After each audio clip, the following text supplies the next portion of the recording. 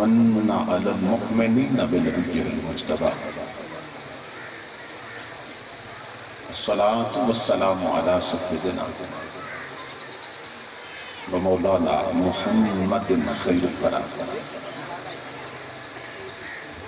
وعلى آله وأصحابه المتأدبين بالتقوى أما بعد فأعوذ بالله السميع العليم من الشيطان اللعين الرجيم بسم الله الرحمن الرحيم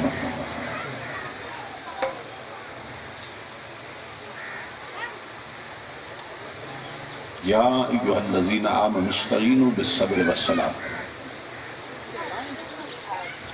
إن الله مع الصابرين ولا تقولوا لمن يقتل في سبيل الله أموات بل أحياء ولكن لا تشعرون صدق الله مولانا العظيم إن الله وملائكته يصلون على النبي يا أيها الذين آمنوا صلوا عليه وسلموا تسليما درود پڑھیں.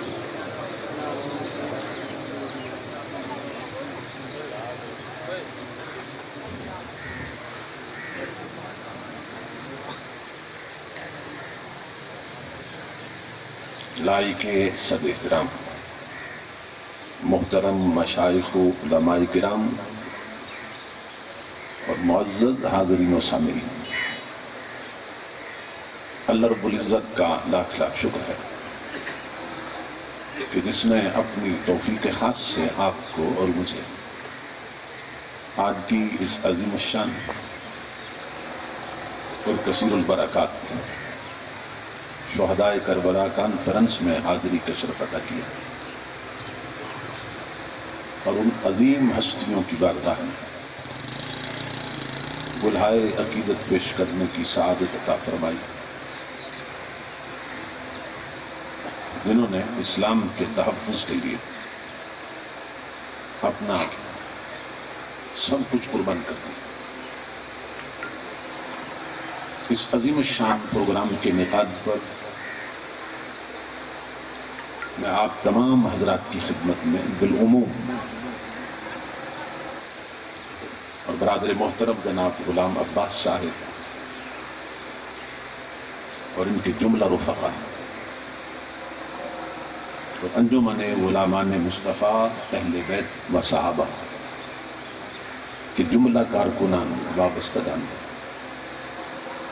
اور معاونین کی خدمت میں بالخصوص دل کی عطا گہرائیوں سے ہدیہ تبریک و تحسین پیش کرتا ہوں اور دعا کرتا ہوں کہ اللہ رب العزت دوستوں کی اس محنت کو اور ہم سب کی حاضری کو اپنی پاک بارگاہ میں قبول و منظور فرمائے۔ میں اپنے برادر محترم جناب سید محمد سلیم صاحب آف نگاتر کے لیے بھی دعا گو ہوں کہ یہاں کی تاریخ کے تعین میں اور یہاں پہنچنے میں جن کی محبت شامل حال ہے، مجوزہ عنوان پر گفتگو کے لیے میں نے قرآن حکیم کے جو الفاظ تلاوت کرنے کا شرف حاصل کیا، ان میں اللہ رب العزت نے ہمیں مصیبت کے وقت، دکھ اور غم کے وقت دو کام کرنے کا حکم دیا ہے۔ قرآن حکیم میں 88 بار اللہ رب العزت نے حضور کی امت کو یا ایھا الذین آمنوا کہہ کے خطاب کیا، اے ایمان والو۔ جب بھی کسی اچھے کام کا حکم دینا ہوتا ہے یا کسی برے کام سے روکنا ہوتا ہے تو اللہ رب العزت جنہیں آواز دیتا ہے وہ ایمان والے ہیں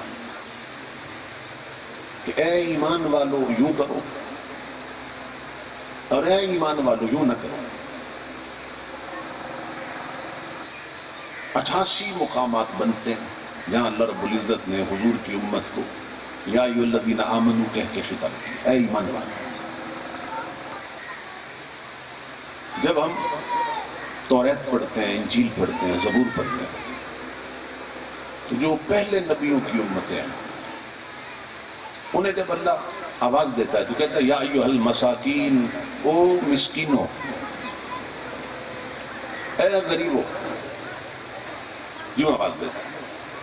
لیکن پورے قرآن میں اللہ نے محبوب کی امت کو غریب کہہ کے آواز نہیں دی۔ پہلی امتوں کو کہتا ہے اے مسکینوں، اے غریبوں، لیکن محبوب کی امت کو غریب کہہ کے نہیں پکارا۔ اس میں نکتہ یہ بتایا جا رہا ہے کہ جس امت کو محمد عربی مل جائیں وہ کبھی غریب نہیں ہوتی۔ جن غلاموں کے ہاتھ میں رسول کا دامن ہو اور میرے حبیب کا دامن ہو وہ کبھی غریب نہیں ہوتی۔ اس لیے فرمایا اے ایمان والو۔ حضرت حسن بصری فرمایا کرتے تھے کہ قرآن پاک کی جب کوئی ایسی آیت سنو جو یا ایھا الذین آمنوا سے شروع ہو رہی ہے، جو ان لفظوں سے شروع ہو رہی ہے، تو پھر نہ سر سے پاؤں تک کان بن جایا کرو، کیونکہ یا ایھا الذین آمنوا کہہ کر یا اللہ کچھ کرنے کا حکم دیتا ہے یا نہ کرنے کا حکم دے رہا ہوتا ہے۔ اگر وہ آیتیں ہم سامنے رکھا کریں زندگی گزارنے کے لیے جن میں اللہ نے فرمایا اے ایمان والو یہ کرنا ہے اور یہ نہیں کرنا ہے، اللہ کی عزت کی قسم اسی دنیا میں جنت کی لذت پا جائے، تو جو اچھا کام ہے نا اس کے کرنے کا اللہ نے حکم دیا ایمان والوں، اور جو برا کام ہے اس سے روکا ایمان والوں کو اللہ رب العزت۔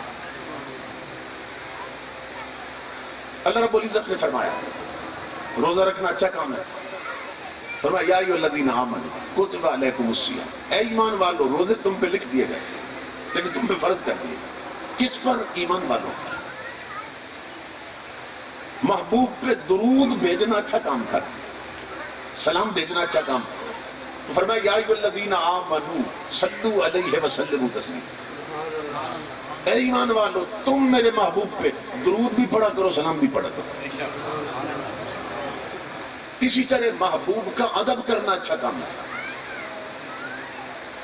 فرمایا یا ایھا الذین آمنوا لا تقدموا بین یدی اللہ ورسولہ، اے ایمان والو رب اور رسول سے آگے نہیں بڑھنا۔ اب ایمان سے بتائیں جو مکے کے کافر تھے وہ حضور سے آگے بڑھتے تھے یا اللہ سے آگے بڑھتے تھے؟ اللہ سے آگے تو بڑھ کوئی نہیں سکتا، اس لیے کہ وہ تو نظر ہی نہیں آتا، تو بڑھتے تو حضور سے آگے چلنا۔ اللہ رب العزت فرما رہا ہے اللہ سے آگے نہ بڑھا کرو۔ مطلب یہ ہے کہ ہم ذاتیں تو دو ہیں مگر ادب ایک ہے دونوں۔ جو میرے مصطفیٰ سے بڑا وہ سمجھے خدا سے بڑا۔ اچھا کام تھا محبوب کا ادب اور احترام۔ فرمایا اے ایمان والو محبوب اور اللہ سے آگے نہیں بڑھ، اللہ اور اس کے حبیب سے آگے نہیں بڑھ۔ اسی طرح مصیبت میں، دور جاہلیت میں جب کسی کا کوئی فوت ہو جاتا، کسی کی موت ہو جاتی، کسی گھر میں دکھ آ جاتا، مصیبت آتی، وہ پیٹنے لگ جاتی، وہ ماتم کرنے لگ جاتے، وہ چیخنے چلانے لگ جاتے تھے، عورتیں بال کھول لیتی تھی، کپڑے پھاڑ دیتی تھی، پیٹنے لگ جاتی تھی، تو یہ بے صبری تھی، یہ برا کام تھا۔ اللہ رب العزت نے فرمایا اے ایمان والو استعینوا بالصبر والصلاۃ، جتنے بھی غم اتر آئیں، جتنی بھی مصیبت اتر جائیں، ماتم نہیں کرنا، تم نے صبر کرنا ہے، پیٹنا نہیں، تم نے نماز پڑھنی ہے۔ فرمایا اے ایمان والو مشکل بن جائے، مصیبت بن جائے تو دو کام نہیں چھوڑنا، تم دو تم کرنا، ایک میں کروں گا۔ فرمایا دو تمہارے ذمے ہیں، ایک میرے ذمے ہے۔ اگر تم نے اپنے جو ذمے وہ نہ چھوڑے تو جو میرے ذمے ہے میں وہ کر کے دکھاؤں گا۔ تو وہ کیا ہے؟ فرمایا یا ایھا الذین آمنوا استعینوا بالصبر والصلاۃ، اے ایمان والو مشکل بن جائے تو ایک صبر نہ چھوڑنا، ایک نماز نہ چھوڑنا۔ تو مولا پھر تو کیا کرے گا؟ فرمایا مصیبت میں، دکھوں میں صبر اور نماز نہ چھوڑنا تیرا کام ہے، اور مجھے اپنی عزت کی قسم تجھے اپنی سنگت دینا میرا کام ہے، تجھے اپنی معیت دینا پھر بندے میرا کام ہے۔ صبر نہیں چھوڑنا جتنے بھی دکھ اتر آئے، جتنی بھی مصیبت آ جائے۔ اچھا قرآن پاک میں ایک آیت کے بعد جب دوسری آیت آتی ہے جو اللہ کا کلام ہے، اس دوسری آیت کا پہلی آیت سے ایسا تعلق اللہ نے جوڑا ہوا ہے کہ بغیر تعلق کے دوسری آیت آ ہی نہیں سکتی۔ یعنی آپ کہیں بھئی یہ پہلی جو سورت ہے قرآن، اسی طرح سورتوں کا ربط اس میں بھی حکمت ہے۔ ایک آیت کے ساتھ دوسری آیت کیوں جڑی ہوئی ہے، اس میں بھی حکمت۔ ایک سورت کے بعد دوسری سورت کیوں آئی ہے، آپس میں کیا تعلق ہے دونوں سورتوں، اس میں بھی حکمت، اور پوری کتابیں لکھ دی گئی۔ تو اب آیتوں کا ربط دیکھیے۔ دوسری آیت جو ہے نا وہ بھی میں نے پڑھی ہے۔ اللہ فرماتا ہے جو اللہ کے راستے میں مارے جائیں، یعنی شہید ہو جائیں، مردہ نہیں کہنا۔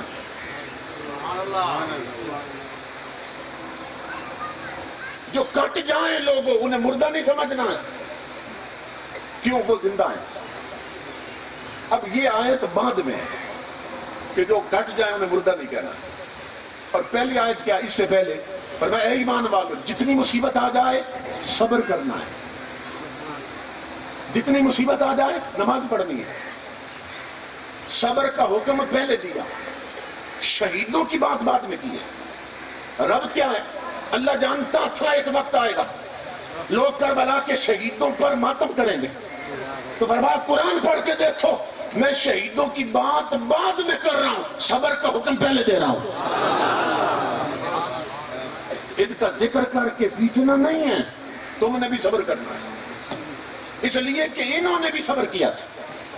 اور فرمایا ان اللہ مع الصابرین، میں صابروں کے ساتھ۔ جو صبر نہیں کرتے وہ بزدل ہوتے ہیں، جو صبر کرتے ہیں وہ بہادر ہوتے ہیں۔ اور فرمایا میں بزدلوں کے ساتھ نہیں، میں بہادروں کے ساتھ ہوں۔ قرآن پڑھ جائیں، پورا قرآن پڑھ جائیں، امام الانبیاء کے غلاموں، اللہ رب العزت نے کسی مقام پہ فرمایا وبشر الصابرین، میری بشارتیں اور خوشخبریاں بھی صابروں کے لیے۔ یہاں کیا فرمایا قرآن میں؟ ان اللہ مع الصابرین۔ اچھا بڑی عجیب بات ہے کہ حکم دیا تھا دو چیزوں کا، اے ایمان والو جب مشکل بن جائے تو صبر بھی کرنا ہے اور نماز بھی پڑھنی ہے۔ لیکن جب آگے اجر کی بات کی ہے اللہ رب العزت نے، تو وہاں کیا فرمایا؟ میں صابروں کے ساتھ۔ حکم یہ تھا کہ مصیبت میں نماز بھی چھوڑنی نہیں ہے اور صبر بھی نہیں چھوڑنا، صبر بھی کرنا اور نماز بھی پڑھنا۔ تو آگے ترتیب تو یہ بنتی تھی نا ہماری عقل کے مطابق کہ اللہ فرماتا کہ میں صابروں کے ساتھ بھی ہوں، نمازیوں کے ساتھ بھی، کیونکہ حکم جو دو دیے تھے کہ نماز بھی نہ چھوڑنا، صبر بھی نہ چھوڑنا۔ لیکن آگے جب اجر بیان کیا تو نمازیوں کی بات نہیں کی، صرف صابروں کی بات کی۔ کام دو ہیں جو کرنے ہیں، اور اجر کی بات کی، فرمایا میں صابروں کے ساتھ۔ تو مولا تو نے تو نمازوں کا بھی حکم دیا تھا، تو یہ کیوں نہیں کہتا کہ میں نمازیوں کے بھی ساتھ ہوں؟ فرمایا سنو ہر چیز کا الگ صبر ہوتا ہے، اسی طرح نماز کا بھی صبر ہوتا ہے۔ حضور صلی اللہ علیہ وسلم نے فرمایا تھا کہ چور سارے ہی برے ہیں، پیسے کی چوری کرے، پٹھوں کی چوری کرے، بکری چرائے یا بکری چرائے، حضور نے فرمایا چور سارے ہی برے ہیں، لیکن نماز کا چور سب سے برا ہے۔ اس ساتھ ساتھ نا تربیت کی باتیں بھی سمجھا کریں، ہم نے سبق بھی تو سیکھنا ہے نا ان جلسوں سے۔ تو امام الانبیاء نے فرمایا چور سارے برے ہیں مگر نماز کا چور سب سے برا ہے۔ تو صحابہ کرام حیران ہو گئے، یا رسول اللہ صلی اللہ علیہ وسلم، مال کا چور تو سمجھ میں آتا ہے، پیسے کا چور، اناج کا چور، وہ تو سمجھ میں آتا ہے، نماز کی بندہ چوری کیسے کر سکتا ہے؟ امام الانبیاء نے فرمایا کہ جو رکوع بھی جلدی میں کرتا ہے، سجدہ بھی جلدی میں کرتا ہے، نماز میں کھڑے ہوتا ہے نا تو بے صبری سے نماز پڑھتا ہے، بس صرف ٹکرے مارتا ہے، 4 رکعتیں پوری کی اور گھر چلے گا۔ فرمایا وہ جو صبر سے نماز نہیں پڑھتا وہ نماز کا چور ہے، جو ٹھہر ٹھہر کے نماز نہیں پڑھتا، جو تسلی سے نماز نہیں پڑھتا، فرمایا وہ نماز کا چور ہے۔ تو اس حدیث نے بتا دیا کہ نماز بھی اسی کی ہے جو صبر کرتا ہے، جو صبر سے پڑھتا ہے۔ تو اس لیے الگ ذکر نہیں کیا نمازیوں کا کہ میں نمازیوں کے ساتھ ہوں، فرمایا میں صابروں کے ساتھ ہوں۔ وہ صابر نماز کے ہوں یا کربلا کے ہوں، وہ صابر مصدق کے ہوں یا میدان کے ہوں، فرمایا صبر جہاں بھی ہوگا وہاں میرا حضر ساتھ ہوگا۔ فرمایا میں صابروں کے ساتھ ہوں۔ امام الانبیاء کے علماء اللہ کے حبیب نے ہمیں بتایا کہ وہ صبر جس پر اللہ اجر دیتا ہے اور اپنی سنگت دیتا ہے وہ کرنا کب ہے، اس کو بھی سمجھ لیں۔ صبر کا وقت کون سا ہے کہ جس پر اللہ خوشخبری دے رہا ہے کہ میں پھر تمہارے ساتھ ہوں۔ ایک حدیث سناتا ہوں، اس سے سمجھ آ جائے گا۔ حضور صلی اللہ علیہ وسلم مدینہ پاک سے باہر نکلے جا رہے تھے، ایک عورت تھی، اس کا ایک ہی بیٹا تھا، وہ فوت ہو گیا، وہ چیخ چلا رہی تھی، رو رہی تھی داڑے مار۔ حضور صلی اللہ علیہ وسلم قریب سے گزرے تو حضور نے فرمایا کہ بی بی صبر کر، جس کا مال تھا نا، جس نے دیا تھا اسی میں دیا ہے، اب اپنا دوہرا نقصان نہ کر، حضور نے فرمایا، اس لیے کہ بیٹا چلا گیا، وہ تو پلٹ کے نہیں آئے، تو اگر تو نے صبر نہ کیا تو صبر کا اجر بھی ختم ہو جائے گا، تو تیرا دوہرا نقصان ہو جائے گا کہ صبر کا اجر بھی نہیں ملے گا اور بیٹا بھی نہیں ملے گا۔ تو کم از کم ایک شے تو بچا لے گا، تو اجر تو بچا لے، بیٹا تو گیا۔ تو حضور نے نا چہرے پہ کپڑا ڈالا ہوا تھا، کیونکہ لو چلتی ہے، گرمی ہے وہاں مدینہ پاک میں، تو وہ پہچان نہیں سکی کہ یہ بندہ کون ہے۔ بوڑھی عورت غم میں نڈال تھی، تو وہ تلخ لہجے میں کہنے لگی جائیں اپنا کام کریں، جو میں کر رہی مجھے کرنا نہیں۔ امام الانبیاء نے فرمایا اچھا صبر نہیں کرتی تو پھر رو۔ یہ فرما کے نہ حضور چلے گئے۔ بعد میں اسے کسی نے بتایا کہ اللہ کی بندی وہ تو رب کا رسول تھا، وہ جن پر درود پڑے بغیر تیری نماز نہیں ہوتی، وہ تو رب کا حبیب تھا جسے تو نے یوں جواب دیا۔ وہ ڈر گئی، رونے لگ گئی، مجھے افسوس پتہ ہی نہیں تھا۔ آقا واپس تشریف لا رہے، وقت گزر چکا، وہ پھر پہنچی، حضور کے گھر پہنچ گئی، قدموں پہ گری، میرے آقا آپ حکم دیں، مجھ سے غلطی ہوگی، میں نے پہچانا نہیں، آپ حکم دیں میں پورا کروں گی۔ امام الانبیاء مسکرائے، فرمایا بی بی اب صبر کا وقت گزر گیا، اب ساری زندگی چھوڑے کیوں روتا ہے؟ ساری زندگی تو کوئی بھی نہ روتا، یہ حکمران حسین بھی تو صرف 10ویں کو روتے ہیں، ساری زندگی کو تھوڑا پیٹتا ہے کسی کو، پھر شادیاں بھی کرتے ہیں، پھر ہنستے بھی ہیں، پھر گانے بھی سنتے ہیں، پھر رات باجے اور ڈھول ڈھمکے بھی سننے لگ جاتے۔ امام الانبیاء نے فرمایا بی بی اب صبر کا وقت گزر گیا۔ عرض کی آقا صبر کا وقت بھی ہوتا ہے؟ فرمایا وہ وقت ہوتا ہے، میں بتاتا ہوں۔ امام الانبیاء نے فرمایا انما الصبر عند الصدمۃ الاولی، وہ صبر جس پر اللہ اجر دیتا ہے، وہ صبر وہ ہے کہ ادھر مصیبت اترے ادھر صبر شروع ہو جائے۔ یہ نہیں کہ 4 دن پہلے پیٹ لیں اور پھر صبر کر لیں، پر اس صبر میں کوئی اجر نہیں ملتی۔ صابر وہ ہے ادھر مصیبت اترے، رب کا امتحان اترے، ادھر صبر شروع ہو جائے۔ اس لیے کہ جتنی مصیبتیں آتی ہیں نا وہ اللہ کے لکھے سے آتی ہیں۔ کوئی ہے جو کہہ سکے بھئی اللہ نے نہیں لکھی تھی اور مجھ پہ آ گئی؟ لکھے کے بغیر بھی آ سکتے ہیں۔ مصیبت تو کیا، خوشی بھی رب کے لکھے کے بغیر نہیں آتی۔ زندگی میں دکھ آئیں یا سکھ آئیں وہ تقدیر میں لکھے ہوتے ہیں تو آتے ہیں، لکھے بغیر نہیں آتے۔ تو تقدیر کون لکھتا ہے؟ بولیے، ہماری تقدیر کس نے لکھی ہے؟ اللہ نے لکھی۔ تو اپنی مرضی سے لکھتا ہے یا اسے کوئی مجبور کرتا ہے؟ اپنی مرضی سے لکھتا ہے۔ دکھ لکھ دے تب بھی اپنی مرضی سے لکھتا ہے، کسی کے لیے سکھ لکھ دے تب بھی اپنی مرضی سے لکھتا ہے، اسے کوئی مجبور تو نہیں کر سکتا۔ اب مجھے بتائیے کہ جب وہ اپنی مرضی سے لکھتا ہے، دکھ لکھے یا سکھ لکھے، تو وہ غلط لکھتا ہے یا صحیح لکھتا ہے؟ اگر کوئی کہے بھئی وہ غلط لکھتا ہے تو وہ اپنے ایمان کی خیر منائے، وہ تو کافر ہو جائے۔ جو کچھ بھی ہم پہ آتا ہے، خوشی آتی ہے یا دکھ آتا ہے، وہ اس کے لکھے سے آتا ہے، اور وہ 100% صحیح لکھتا ہے۔ ٹھیک؟ اب مجھے بتائیے کربلا والوں پہ جو مصیبت آئی تھی، اس کے لکھے سے آئی تھی یا لکھے بغیر آئی؟ لکھے سے آئی۔ اب بتاؤ رسول کے گھر والے اس کے لکھے پہ راضی تھے یا ناراض تھے؟ 2 اور 2 کتنے ہوتے ہیں؟ 4۔ جس طرح اس میں کوئی شک نہیں ہوتا نا، اسی طرح میں نتیجہ دینے لگا ہوں آپ۔ کربلا والوں پر مصیبت اس کے لکھے سے آئی، وہ جو لکھتا ہے وہ صحیح لکھتا ہے۔ کربلا والے رسول کے گھر والے اس کے لکھے پہ راضی تھے یا ناراض؟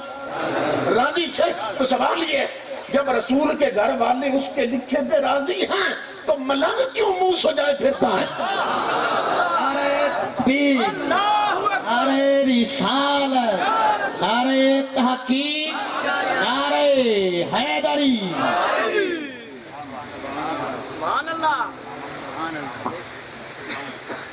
یہ خدا کے خلاف احتجاج ہو رہا ہے کہ ہم تیرے لکھے پہ راضی نہیں ہیں۔ یہ خدا کے خلاف جلوس نکلے ہوئے ہیں کہ تو نے یہ کیوں لکھا تھا؟ قرآن کہتا ہے شہید زندہ ہیں۔ کیا ہے شہید؟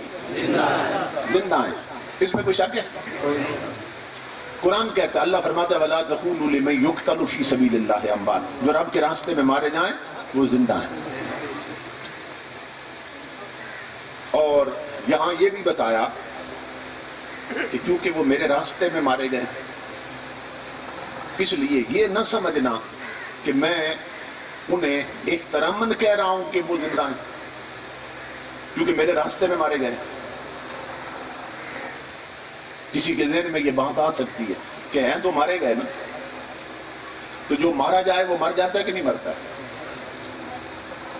قرآن میں بھی اللہ نے لفظ یہ استعمال کیا، وَلَا تَقُولُوا، انہیں مت کہو، وَلَا تَقُولُوا مت کہو، لِمَن يُقْتَلُ، جو قتل کر دیا جائے، فی سبیل اللہ، اللہ کے راستے میں، اموات مردہ، جو رب کے راستے میں قتل کر دیا جائے نا اسے مردہ نہ کہو۔ ایمان سے بتائیں، جو قتل کر دیا جائے وہ زندہ ہوتا ہے؟ بھئی آپ کسی کو قتل کر دیں تو لوگ کہیں کہ فلاں نے فلاں کو قتل کر دیا، خدا نہ خواستہ ایسا ہو جائے، تو جس کو قتل کر دیا جائے وہ زندہ ہوتا ہے؟ تو اللہ خود فرما رہا ہے کہ جو قتل کر دیے جائیں انہیں مردہ نہیں کہنا۔ کیوں؟ کہ وہ میرے راستے میں کٹے ہیں،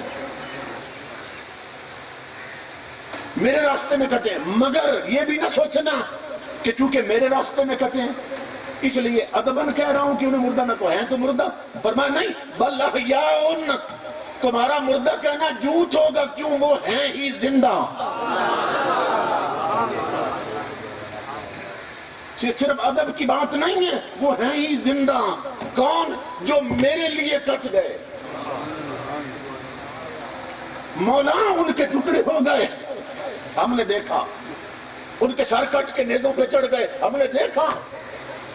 مولا گولیاں سینوں سے پار ہو گئی، ہم نے دیکھا۔ ان کے جنازے بھی ہوئے، ہم نے دیکھا، قبریں بھی بنی، ہم نے دیکھا۔ تو کہتا ہے وہ زندہ ہے؟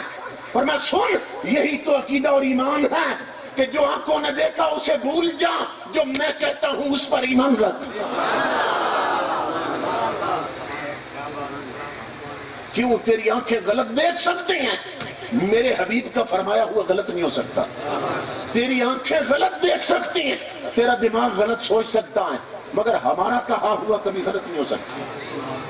فرمایا وہ ہیں ہی زندہ، تو زندہ کو مردہ کہنا جھوٹ ہوگا۔ تو امام الانبیاء کے غلاموں، اب شہید زندہ ہے تو کٹنے سے پہلے کیا تھا؟ جب تک نہیں کٹا تھا تب بھی تو زندہ تھا۔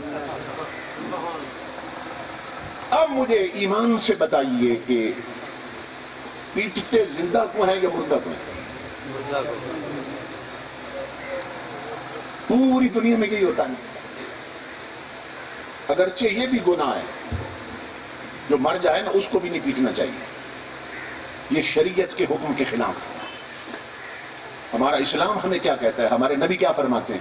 حضور فرماتے ہیں کہ فلیس منا، یہ بخاری شریف کی حدیث، من ضرب الخدود وشق الجیوب ودعا بدعوى الجاہلیہ۔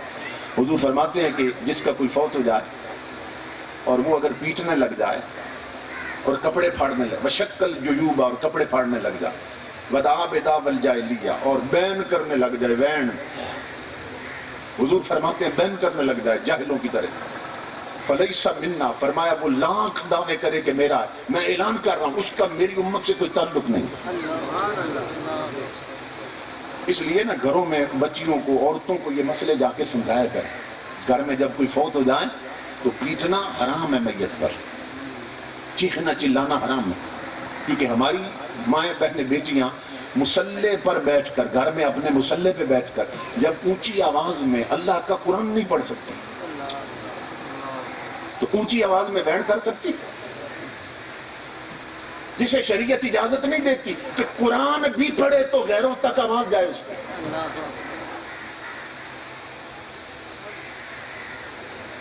اسے اجازت دے سکتی ہے کہ وہ بیان کرے کہ پورے محلے تک آواز جائے؟